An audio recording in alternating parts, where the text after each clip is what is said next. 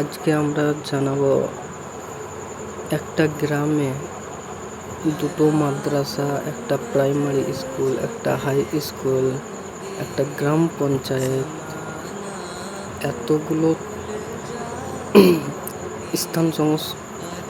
শিক্ষা সংস্থান থাকা সত্ত্বেও যদি রাস্তাটা ভালো না থাকে তো কিভাবে হবে। তো এই যে দেখতে পাচ্ছেন রাস্তাটা, তো রাস্তার মাধ্যমে কয়েকটা আমি কথা বলবো। তো আমি এখন কথাগুলো বলছি, তুলে ধরছি, ভিডিওটা সবাই শেয়ার করে দেবেন।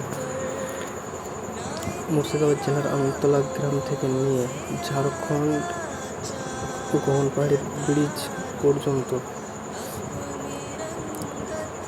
ব্যস্ততম সড়কটি বর্তমানে একাধিক খানাখন্দে পরিণত হয়েছে, যাকে বলে মরণ ফাঁদ।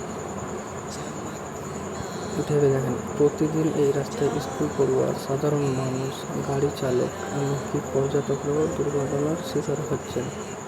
হ্যাঁ, তো এই রাস্তাটি ধরে একাধিক গুরুত্বপূর্ণ প্রতিষ্ঠান, যেমন ধরেন স্কুল, তারপর স্বাস্থ্যকেন্দ্র, তারপর এখানে গ্রাম পঞ্চায়েত অফিসে যাতায়াত করতে স্থানীয়দের করতে হয়। অথচ রাস্তার বেহাল দশার কারণে যানবাহনদের চলাচল তো বটেই, হ্যাঁ, পায়ে হাঁটাও এখানে মর্মান্তিক অবস্থা হয়ে যায়। বড় বড় গর্তে পড়ে যানবাহনের চাকা আটকে যাচ্ছে, ঘটছে একের পর এক দুর্ঘটনা। স্থানীয় বাসিন্দাদের অভিযোগ, দীর্ঘদিন ধরে রাস্তার এই দুরবস্থা চললেও প্রশাসনের তরফ থেকে স্থানীয় কোনো পদক্ষেপ নেওয়া হয়নি। ভেবে দেখেন, রাস্তার গর্ত করতে মাঝে মধ্যে ইট বা কী বলে এই ভাঙা রাবিশ ফেলে সাময়িকভাবে পরিস্থিতি সামাল দেওয়া হচ্ছে, কিন্তু দু একদিনের মধ্যেই তা উঠে পড়ে পুনরায় বিপজ্জনক হয়ে উঠছে। এভাবে কতদিন চলে বলে।